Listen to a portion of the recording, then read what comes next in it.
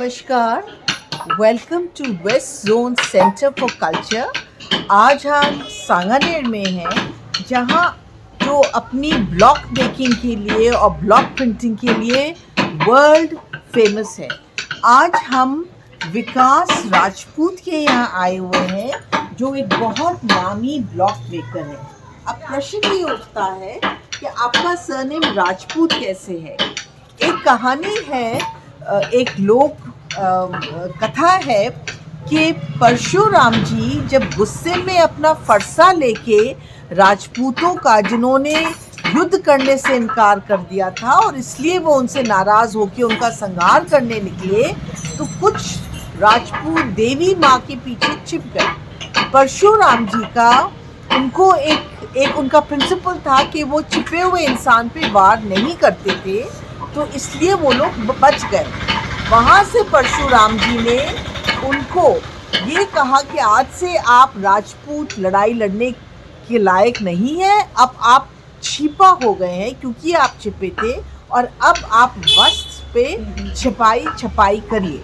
आइए हम विकास से पूछते हैं। विकास, आप ही राजपूत लगाते हैं या आपके पहले भी आपकी फैमिली में ये राजपूत काम चलता है? नहीं, पूरी फैमिली राजपूत यूज करती है, क्योंकि ये हमारी जाति राजपूत है और तो सभी राजपूत लगाते हुए हैं। जी, मैंने सुना आप 200 साल पहले 1960 में आप यहाँ जयपुर माइग्रेट करे फर्रुखाबाद से। हमारी फैमिली तो 1960 में पहले पापा आए थे हमारे, फिर पापा ये काम संभालते थे, उसके बाद से फिर जब मैं काम संभालने लायक हो गया फिर मैं संभालता हूँ। तो ऐसी क्या ज़रूरत पड़ी आपको? फर्रुखाबाद में भी प्रिंटिंग बहुत अच्छी होती है, पर शायद जयपुर और फर्रुखाबाद की प्रिंटिंग में फ़र्क है।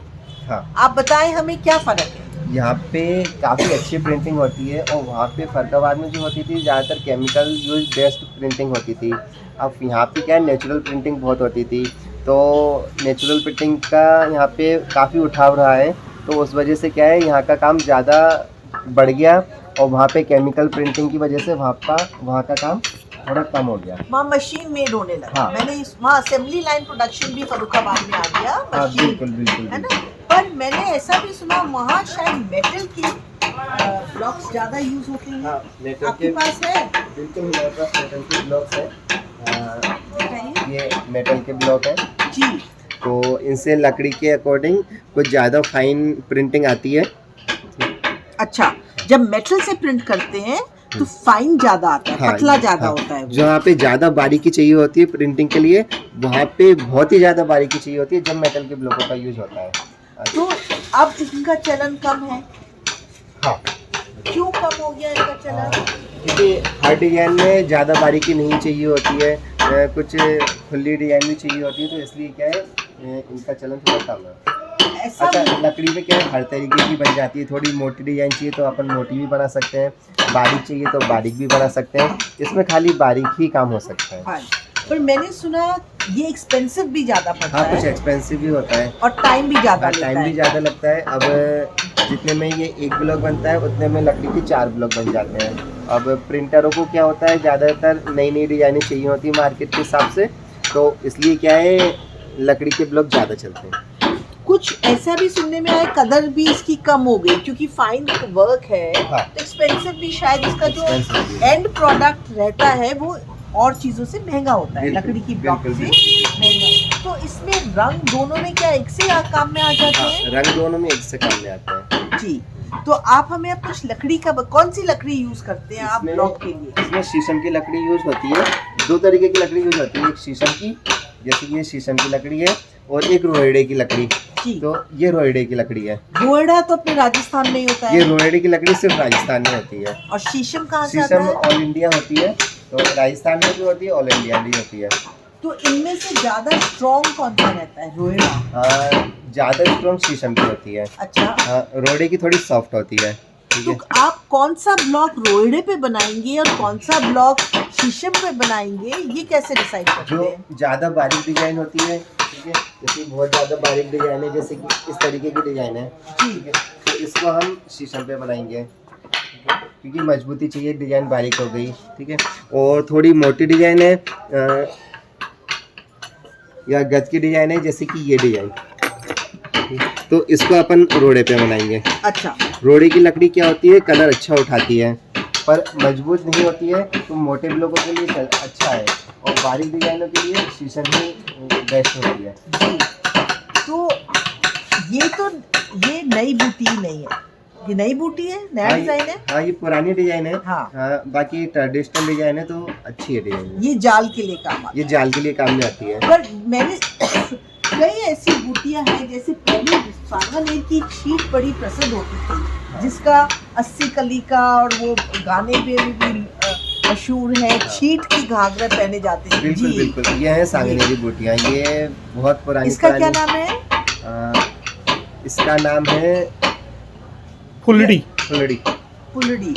ये भी, हाँ, ये धनिया बूटी है जी, ये धनिया है। हाँ। और ये कुछ शीट की थी, गोल होती थी, चार उसके नहीं। हाँ। कोई बात नहीं, पर ये भी ट्रेडिशनल डिजाइन है। हाँ। तो सालों पहले ये काम होता था, बाकी अब ये काम थोड़ा कम हो गया है क्योंकि इसमें एक तो टाइम ज्यादा लगता है और अब आजकल क्या है, सबको जल्दी चाहिए होता है और तो मॉडर्न लुक थोड़ा चाहिए अनफॉर्चुनेटली। पर देखिए इनकी ब्यूटी, देखिए आप, जितनी देर में 1 मीटर ये छपाई होती थी, उतनी देर में आजकल आप शायद 4 कर लेते हैं। 10 मीटर हो जाती है। 10 मीटर, तो इतना फर्क है वर्कमैनशिप में। ये देखिए, ये फाइन, और ये इसको गद बोलते हैं। नहीं, ये गद नहीं है, गद ये वाली ये गद है। तो गद किसको बोलते हैं आप? जो बैकग्राउंड डिजाइन होती है वो गद कहलाती है जी। और जो जैसे ये ऑल ओवर होती थी, इसको क्या बोलते थे? ये बूटी होती थी, ओपन बूटी। ओपन बूटी, जी। रेख बोला जाता है इसको, रेख। लेकिन इसमें देखिए यहाँ पर आपको नमदा दिखाई दे रहा है। ये नमदा भरा जाता है ताकि छपाई में मोटा और पतला एक साथ छप सके, इसके लिए ऊन का नमदा भर दिया जाता है इसमें। अच्छा। और ये जनरली 2 रंग में ही होती थी। हमने देखा था, बड़ा फेमस था वो, एक नीला रंग होता था उस पे लाल से, और एक हरा।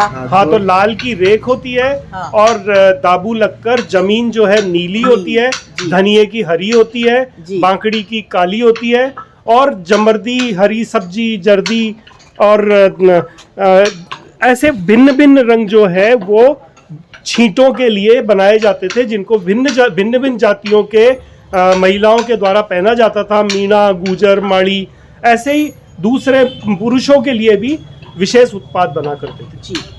अब आप मुझे, ये तो लकड़ी हो गई, जैसे एक ब्लॉक बनने में कितना टाइम लगता है अगर हम बात करें रोड़े का? ये डिजाइन के साइज पे और उसके अंदर कितना काम है, इस पे डिपेंड करता है, क्योंकि ब्लॉकों के अंदर बहुत सारी वेराइटियां होती जैसे हैं। आप दिखाएंगे हमारे जैसे हम दर्शक आपको को। दिखाते हैं, जैसे कि देखो ये बूटा है, जी, ठीक है। ये रोड़े पे है, ये शीशम पर है, शीशम पे, ठीक है। अच्छा। ये बूटा है, ये जाल है, ठीक है, ये जाल है, ये मॉडर्न बूटी है। तो अब इसमें कम समय लगेगा, इसमें थोड़ा ज़्यादा समय लगेगा, इसमें और ज़्यादा समय लगेगा। जैसे कि ये 1 दिन में तैयार हो जाता है, क्योंकि बड़ा ब्लॉक है। हाँ, ये बड़ा तो ब्लॉक है। दूर करते होंगे इसको। बिल्कुल बिल्कुल। और ये जाल है, ये लगभग 1.5 से 2 दिन में तैयार हो जाती है, और इसमें लगभग 3 से 4 दिन का टाइम लगता है खाली रेख बनने में। रेख माने आउटलाइन। तो फिर उसके बाद आप उसको अंदर भरते हैं। बिल्कुल। इसका क्या होता है, जैसे कि ये कपड़ा है, ये ब्लॉक है, हाँ। ये कपड़ा पे ये डिजाइन प्रिंट करी हुई है इसी कपड़े पे। देखिए, एक सेकंड। जी जी। तो पहले तो क्या है, इसकी ये आउटलाइन बनती है जी। तो 3 से 4 दिन में इसकी आउटलाइन बनती है, ठीक है। उसके बाद में फिर जैसे कि ये नीला कलर है, जी। तो जहाँ पे नीला कलर है तो वहाँ पे ये नीले कलर का ये डाटा लगता है, ये डट्टा लगेगा। इसको डट्टा कहते हैं, जो अंदर के जो फिलर होते हैं उनको डट्टा कहते हैं। तो ये जहाँ पे नीला कलर है वहाँ पे इससे प्रिंट हो जाएगा, और जहाँ पे ये जो ऑरेंज कलर है वहाँ पे ये वाला यूज हो जाएगा जी। तो ऐसे क्या होता है, इसमें 3 ब्लॉकों से मिलके ये पूरा कपड़ा तैयार होगा। हर रंग के लिए आप एक अलग ब्लॉक लेना पड़ता बिल्कुल, है। जितने रंग होंगे उतना ब्लॉक ही लेना बनेंगे। जी।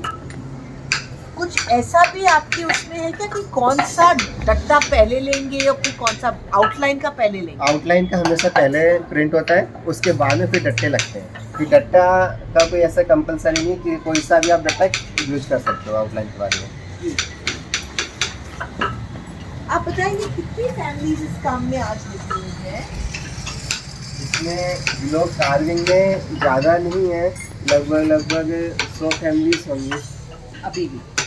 और 200 साल पहले ये काम चालू हुआ यहाँ, मैंने सुना राजस्थान सांगानेर में। छपाई तो हमारी पुरानी है, हाँ। पर ब्लॉक यहाँ बनना कब से चालू हुआ? ब्लॉक यहाँ पे हम लोग जो आए थे, जैसे कि हमारे पापा जो आए थे यहाँ पे, तो 1960 के आसपास आए थे। उससे पहले से बन रहे हैं ब्लॉक? ब्लॉक तो उससे पहले भी बन रहे थे, पर यहाँ जयपुर में 1960 में आए थे। उससे पहले हम लोग फरकाबाद में थे, वहाँ पे। मैंने सुना जयपुर में भी एक मोहल्ला है ब्लॉक प्रिंटिंग का, उसको खरावदियों का मोहल्ला बोलते हैं जी। और ये जयपुर के 36 कारखानों में से एक कारखाना हाथ के छापे बनाने का है। उनके लिए एक अलग मोहल्ला जयपुर बसावट के समय बनाया गया था। और जयपुर की विशेषता होती है कि वहाँ पर गुर्जन और सागवान 2 प्रकार की लकड़ियों का प्रयोग होता है। और ये देखिए जो धनिये की बूटी आपको दिखाई दे रही है, ये सागवान लकड़ी पर बनी हुई है और इसमें ठस्से का भी काम है, मतलब इनले का काम है। एनग्रेविंग तो है ही, साथ में इनले का भी काम है। तो ये विशेषता जयपुर की छपाई की ब्लॉक बनाने की ही हुआ करती थी, अन्यत्र ये प्रयोग नहीं की जाती है। मैं अपने दर्शकों को बता दूं कि सवाई जयसिंह II, जिन्होंने जयपुर बसाया, उन्होंने 36 कारखाने खोले थे जो डेडिकेटेड थे to each art and craft. He was a great patron of culture और he was less of a man of the sword and more of a culturist. तो उन्होंने हर कारखाना को डेडिकेट किया एक क्राफ्ट के लिए। जैसे टेक्सटाइल्स में 4 कारखाने मशहूर हैं। एक तोशी खाना जो रेगुलर काम में जो कपड़े आते थे रॉयल फैमिली के काम में, वो वहाँ। छापा खाना जो ब्लॉक प्रिंटिंग के लिए होता था, और एक रंगरेज खाना था, रंग खाना था जो रंगाई के लिए था, और एक सिलाई के लिए था।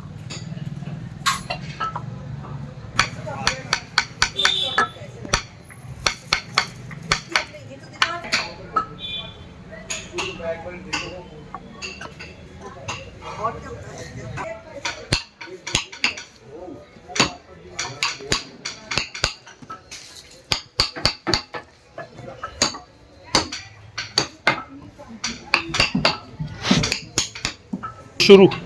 अभी हमने आपको इस बूटी के बारे में बताया था। ये मुगल बूटी है जो मुस्लिम इन्फ्लुएंस से डेवलप हुई। उसका फिनिश प्रोडक्ट आप ये देखिए। ये कितने काम की बूटी है? ये 3 काम का बूटा है। बूटा है। तो आपने पहले इसका वो दिखाइए। पहले इसकी आउटलाइन बनती है। कौन सी है आउटलाइन? ये आउटलाइन। ये आउटलाइन है। ये आउटलाइन बनी इसकी पहले। और इसके फिर जो डट्टे बनेंगे उनसे इस तरीके की लुकिंग आएगी। जी। ये इसकी बॉर्डर है। अच्छा, तो आप पहले बूटी ये लोग प्रिंट करते हैं या पहले बॉर्डर? पहले बॉर्डर प्रिंट होता है जी। उसके बाद में फिर जो बीच में डिजाइन हो, बूटा हो या बूटी हो या जाल हो, वो प्रिंट होती है। अच्छा, आपने जाल का मेंशन किया। मैंने सुना जाल फर्रुखाबाद में ज्यादा प्रचलित था। हाँ, सांगानेर में कम था। सांगानेर में बूटी और बॉर्डरें ज़्यादा चलती थी। और जैसे कि ये जाल है तो ये फरकाबाद से ही इन्फ्लुएंस है, तो फिर धीरे धीरे यहाँ पे भी चलने लगा। जी। और अब जैसे इसकी बात अपन करें, ये जो बूटी है ये तो यहाँ का सांगानेर का बॉर्डर है। हाँ, ये सांगानेरी बूटी है ये भी जी। और ये बॉर्डर भी सांगानेरी है। सांगानेरी है। और इसका फिर ये है क्या?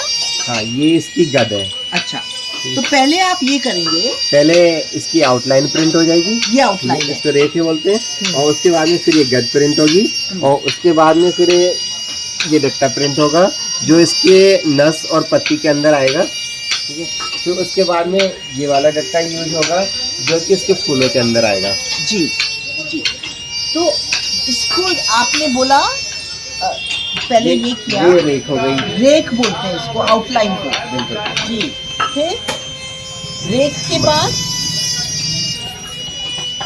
बाद फिर आप रेख के बाद में ये पहले हमने ये आउटलाइन करी। बिल्कुल। तो पहले आउटलाइन को क्या बोलते हैं आप? रेख। रेख। फिर हमने ये करेंगे। ये इसका बैकग्राउंड कलर है, इसको गद बोलते हैं। जी। ठीक है, फिर ये वाला डट्टा यूज होगा, इसको डट्टा बोलते हैं। तो इस ये पत्तियों में और नस जो इसकी होती है डंडियाँ, उसके अंदर ये डट्टा यूज होगा और बाद में ये डट्टा फूलों के अंदर यूज होगा। जी ठीक है, थैंक यू। अब आप ये बताएं इसमें और इसका प्रोसेस क्या है, पूरा ब्लॉक मेकिंग का प्रोसेस समझाइए हमारे दर्शकों को। मैं इसका आपको पूरा प्रोसेस समझाता हूँ। शुरू। जैसे कि कोई भी डिजाइन होती है तो पहले उसको सबसे पहले कपड़े से कागज के ऊपर ट्रेस किया जाता है। तो इसको बोलते हैं टिपाई।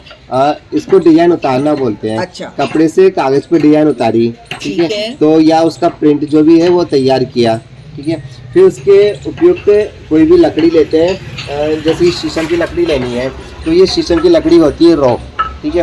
फिर पहले बाद में उसकी घिसाई होती है, दोनों तरफ से रो होती है, फिर इस तरीके से इसकी घिसाई करते हैं, ठीक है, ठीक है। तो चिकनी हो जाती है, ये बिल्कुल स्मूथ हो जाती है, बिल्कुल चिकनी हो जाती है, ठीक है।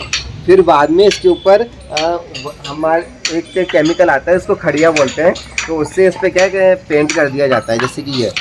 तो खड़िया कैसे बनता है? चूने से? हाँ, पहले चूने की होती थी, अब आजकल केमिकल आ गए हैं अलग अलग, तो उससे क्या पूरा वाइट हो जाता है। ये से पूरा इस पर अपन लगा देंगे तो ये पूरा वाइट हो जाएगा। तो जिस हम चूने से केमिकल पे क्यों आए? चूने में थोड़ी शाइनिंग कम आती थी और ये जो केमिकल आते हैं तो इसमें शाइनिंग अच्छी आ जाती है, तो जिससे जब इसके ऊपर ट्रेसिंग होती है डिजाइन की है तो हमको कार्विंग करने में आसानी रहती है, तो इसलिए इसका यूज होता है। ठीक है। तो पहले ये प्रोसेस हो गया वाइट करने के बाद में, फिर उसको होती है इसकी टिपाई। फिर इसके ऊपर जैसे कि ये डिजाइन लगा दी, ठीक है। फिर बाद में इसका प्रोसेस होता है, इसको बोलते हैं हम थापी, चीपने वाली थापी। तो फिर इस तरीके से इसको ट्रेस करते हैं, इसको बोलते हैं टिपाई। जी।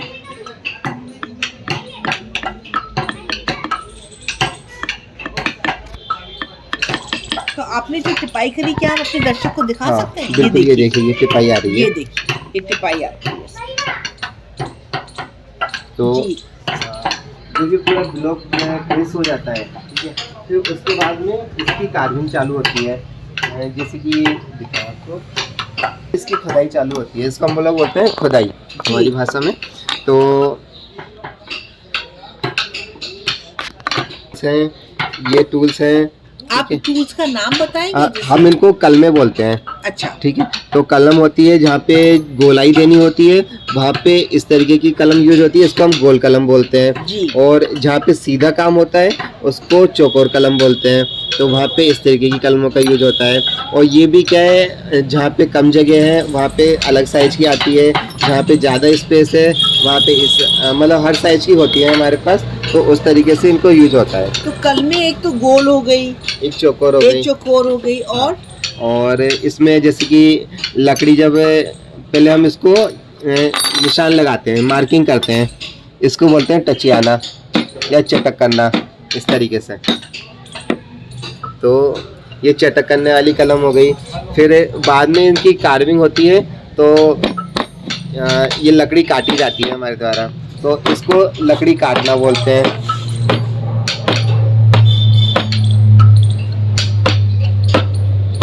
ये छीलने वाली कलम हो जाती है।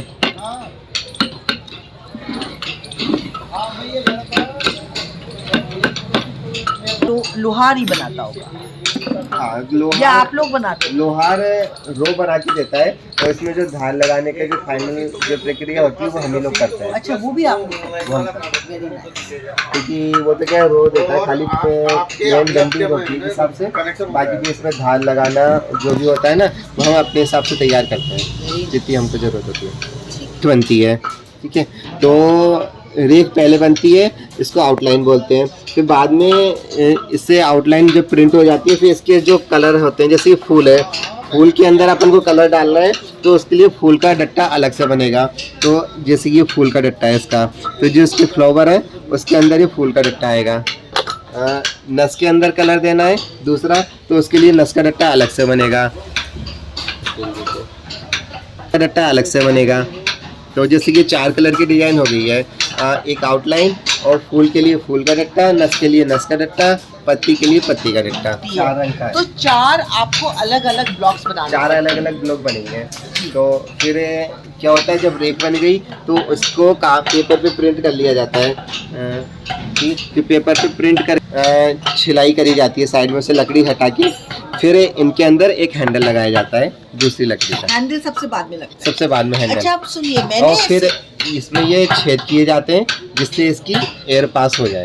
मैं आपसे एक प्रश्न पूछती हूँ।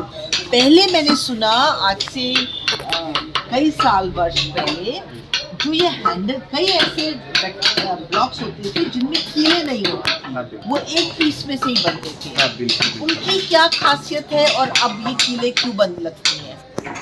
वो ऐसा होता था, पहले क्या होता था, जैसे कि ये ब्लॉक है, तो पहले जो पुराने ब्लॉक होते थे उसमें छोटे साइज के ब्लॉक बनते थे ज़्यादातर, ठीक है। तो उनसे क्या प्रोडक्शन कम निकलता था। अब जब छोटे साइज के बनते थे तो उसमें क्या करते थे, मोटी लकड़ी यूज करते थे। मोटी लकड़ी यूज करके फिर इसी में से हैंडल काट दिया जाता था, क्योंकि ये ब्लॉक छोटे होते थे तो उसमें उतनी नहीं होती थी। अब आजकल जो प्रिंटिंग में चल रहे हैं वो बड़े साइज के ब्लॉक चल रहे हैं, इस साइज के। अब देखिए, इससे 5 गुना 6 गुना ज़्यादा है ये ब्लॉक, तो इतने में हैंडल काटना बहुत ज़्यादा प्रचलन में है।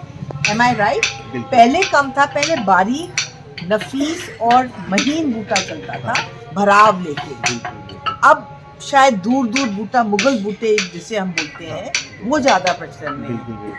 अब मुगल बूटे जो ज़्यादातर चलते हैं, ज़्यादातर बेडशीटों में प्रिंट होते हैं। बाकी सूटों में अभी भी सांगानेरी प्रिंट की जो बूटियाँ हैं वो भी चलती हैं। जी, चलती है। तो ये जो है, ये पहनने के लिए नहीं, लेडअप्स के लिए भी चलता है आजकल। टेबल क्लॉथ है, बेड कवर्स है, कुशन कवर्स है, पिलो कवर्स है, और कर्टन्स पे भी मैंने सुना आज, बिल्कुल बिल्कुल, है ना, ये सब चल। तो आप जब अगर कर्टन्स का ब्लॉक बनाते होंगे तो बड़ा बनाते होंगे। हाँ बिल्कुल। तो ब्लॉक का साइज जिस प्रोडक्ट पे वो काम आएगा उसके हिसाब से भी होता है। बिल्कुल बिल्कुल। साइज, डिजाइन, आपको जैसे कि बेड शीट की डिजाइन चाहिए तो उस हिसाब की डिजाइनें बनेंगी। साड़ी की डिजाइन चाहिए तो साड़ी में ज़्यादातर बूटियाँ प्रिंट होती हैं, तो उस तरीके की बूटी बनेंगी। इस तरीके से जो सूट में चाहिए तो सूट के हिसाब की डिजाइनें अलग होती हैं, वैसे डिजाइनें बनेंगी। तो क्या ऐसा भी है कि बगरू की भी कुछ बुटियाँ यहाँ बनने लगी ब्लॉक्स में? हाँ, बगरू के भी कुछ बनते हैं। जैसे बगरू में ज़्यादातर नेचुरल बगरू प्रिंट और डाबू का काम होता था। तो डाबू के जो ब्लॉक होते हैं उसमें गहराई अधिक होती है। जो नॉर्मल जो ब्लॉक होते हैं, जैसे कि ये दिखाएं आपको, ये डाबू का ब्लॉक है जी, ठीक है, और ये नॉर्मल ब्लॉक है।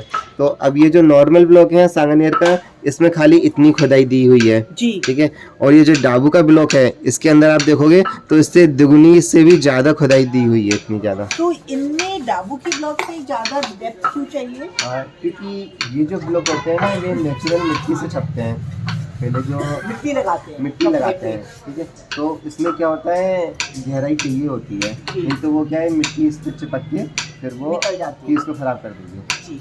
और मैंने सुना बगरू में ज्योमेट्रिकल ब्लॉक्स, ज्योमेट्रिकल गोलाकार, अष्टकोण, ट्रायंगल, ये ज़्यादा है शायद, ऐसा कुछ है? हाँ, ज़्यादातर तो नेचुरल डिजाइनें चलती हैं। अब जैसे कि यह है, और कुछ ऐसा क्या होता है मार्केट में ट्रेंड के हिसाब से कि आजकल पब्लिक को क्या पसंद आ रहा है, उस हिसाब से भी ये बगरू है। हाँ, ये भी बगरू में ये ज्योमेट्रिकल डिजाइन है, ज्योमेट्रिकल डिजाइन है बगरू, ठीक है। 3 स्टार्ट। विकास, मैं आपसे एक चीज़ पूछना चाहती हूँ। हमारे क्राफ्ट में या हिंदू संस्कृति में गुरु शिष्य परंपरा का बहुत बड़ा योगदान रहा है, और आप लोगों क्या फादर टू सन ये हेरिटेज क्राफ्ट पुश्तैनी चलता चला जाता है, क्या आज भी ऐसा हो रहा है? आजकल ये परंपरा थोड़ी कम हो गई है। बाकी अभी भी कुछ लोग हैं जो परंपरा को फॉलो करते हैं। अब जैसे कि मैं हूँ, मेरे दादाजी यही काम करते थे, फिर मेरे पिताजी ने यही काम सीखा, फिर उन्होंने भी जब तक हुआ ये चलाया। अब उसके बाद में मैं भी ये परंपरा को चला रहा हूँ। पर क्या आपके बच्चे इसको अपनाएंगे? अब ये आजकल क्या है, टेक्नोलॉजी का युग है, तो कई लोग अपनी परंपरागत काम को छोड़ते भी जा रहे हैं। अब ये उन पर निर्भर करता है, उनकी इच्छा के ऊपर। ऐसा हमें मालूम पड़ा कि अब स्पेशली नाउ, जब से हम डिजिटल भारत की बात कर रहे हैं कि जो नई पीढ़ी है वो इस काम को छोड़ के कंप्यूटर्स में और उस तरफ ज़्यादा जा रही है। हाँ बिल्कुल है ऐसा आजकल। तो कैड प्रिंटिंग जो होती है उसमें तो ब्लॉक की जरूरत ही नहीं है, जो कंप्यूटर प्रिंटिंग हो रही हाँ है उसमें ब्लॉक की जरूरत ये तो हैंड ब्लॉक प्रिंटिंग का खेल है सारा। बिल्कुल। तो सीखने में एक इंसान को कितना टाइम लगता है? ये अभी तक मैंने जितने भी कारीगरों को देखा है या मैंने भी जो काम सीखा है, तो ये काम ऐसा होता है बचपन से ही सीखा जाता है, क्योंकि इसमें बैठने के लिए हम लोग 10-12 घंटे कंटिन्यू बैठते हैं एक ही पोजीशन पे, एक ही स्थिति में एक जगह बैठना, तो वो क्या है बचपन से आदत पड़ जाती है। वो डिसिप्लिन माइंड हाँ का वो डिसिप्लिन है। अब जैसे कि हम लोग 10-12 घंटे तक यही बैठते हैं इसी पोजीशन में बैठ के और इसी तरीके से जो काम करते रहते हैं, 10 से 12 घंटे हम लोग काम करते हैं, तो वो एक ही पोजीशन में बैठना। अब बाद में 15-20 साल के बाद में अगर लोगों को बोलो कि एक पोजीशन में लगातार बैठ जाओ तो उनको पॉसिबल नहीं हो पाता है। ज़्यादातर ये लोग जो काम सीखते हैं ना छोटे से बचपन से काम सीखते हैं। तो catch him young, one needs to catch the artist young, वो बहुत ज़रूरी है जिससे कि उनका इकोसिस्टम ऐसा डेवलप होता है कि फिर वो उसमें आसानी हाँ, से बिल्कुल। खप जाते हैं। बिल्कुल। पर आप मुझे ये भी बताइए, मैंने सुना ये ब्लॉक्स और देखा भी है, पहले तो छपाई के ही काम आते थे, अब इनमें बड़े वेरिएशन हो गए हैं। स्पेशली फरुखाबाद वगैरह में मैंने सुना वहाँ दरवाजे बनते हैं, हाँ। डोर नॉब्स बनने लगे हैं। हाँ बिल्कुल बिल्कुल। जैसे ये लोग कुछ इनका आर्टिफिशियल यूज जैसे टेलाइट की तरह काम में आता है ब्लॉक। इसमें मोमबत्ती कैंडल लगा दी जाती है। समझ गई। तो अब ये डिस्प्ले मतलब वुड अंदर घरों में लकड़ी के डोर नॉब्स बनते हैं, इनकी टेबल्स बनने लगी हैं इनकी। हाँ, बिल्कुल बिल्कुल लोगों का उपयोग करा हुआ है। पूरा दरवाजा आप देखेंगे ब्लॉक से बना है एक किसी के घर में, एम आई राइट? बिल्कुल जी। तो ये तो अच्छी बात है क्योंकि ये रेस्टोरेंट है। ये रेस्टोरेंट के अंदर उन्होंने डिस्प्ले में ब्लॉकों का यूज करा हुआ है। जी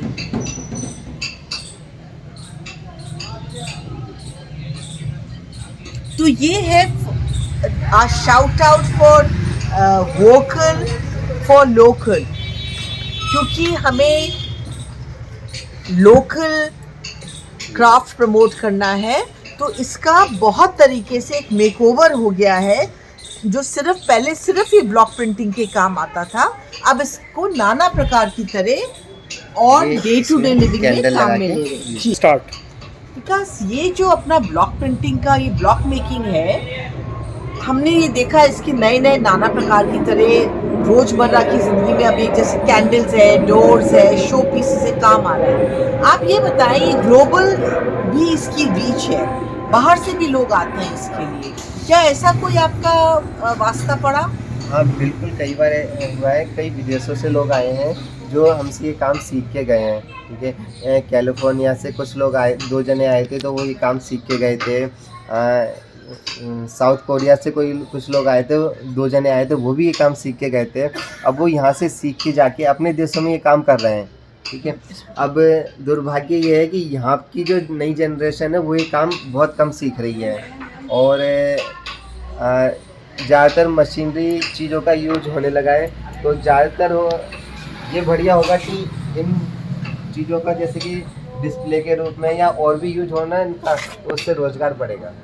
तो विकास का कहना ये है, जब हम वोकल फॉर लोकल की बात करते हैं कि छपाई के लिए तो इन ब्लॉक्स को काम में लेते ही हैं, पर ये आप मेरी और जन साधारण की जिम्मेदारी है कि इसको ज़्यादा से ज़्यादा ब्लॉक्स को काम में लें, जिससे कि कला जीवित रहे, इससे रोजगार बढ़े। और ये कैपिटल इंटेंसिव नहीं है, स्किल ड्रिवन है, और यंगस्टर्स को प्रोत्साहन करें कि ये हमारा हेरिटेज क्राफ्ट को जिंदा रखें। थैंक यू वेरी मच, आपने इतना टाइम दिया। On behalf of waste zone centre for culture, I thank, आपने इतना समय दिया, थैंक यू।